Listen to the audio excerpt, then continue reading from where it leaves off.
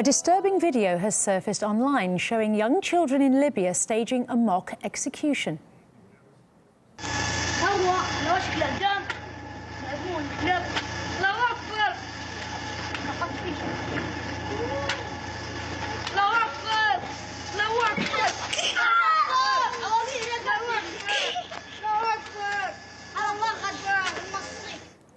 Well, the boys in that clip are reportedly under the age of 9. They appear to be mimicking a real-life mass execution which happened in Benghazi in January. In that video, which we're unable to show you, a gunman is seen shooting blindfolded prisoners in front of a mosque where a deadly bombing had just taken place. Well, our panel of guests had contrasting views on the story and the trauma experienced by children growing up in a war zone. What we've seen now is just a mocking video, but we've seen actual videos where children has been used to behead, to behead people in Syria and in Iraq. In Iraq as well, we heard stories when terrorist groups using the young people to be a spy on their families. The individuals that are actually carrying out terrorist attacks, and in particular suicide attacks, often have been escaping chaotic lives. That actually their engagement with what we'd call extremist material, it doesn't happen until many years down the line.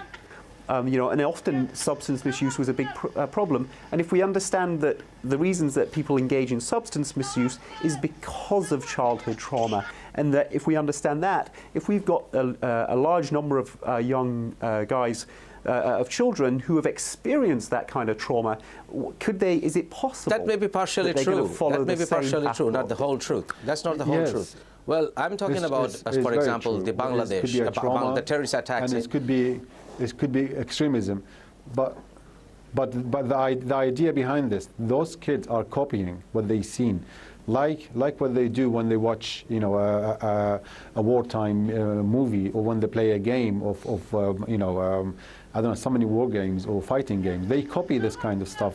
If they're mirroring and they're executing their friends or mock executions, what have they been watching? Was it online, or really were they watching it firsthand?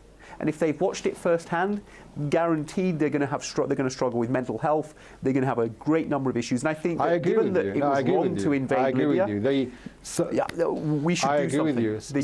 I can't really fully agree with you there. No, I cannot, because the root cause is not that. No. First of all, if you look into the history of Islamist terrorism recently in a country where I was born, Bangladesh, you will see most of the terrorist attacks in the capital of Dhaka was carried out by youths who, in fact, came from affluent families. They had a very good life. In fact, they were brainwashed by this Islamist terrorism, not only by videos, but by theological understanding of it. And when it comes to children, children are not being able to be children because of the upbringing they are getting, because they are the Islamic extremist ideology. It in fact denies you of any kind of recreation that a children will need to grow up. Well, so that happens in all different kinds of cultures. It's not right. Some of the education in some countries, they educate the younger kids on radicalization, on extremism, right from the younger age.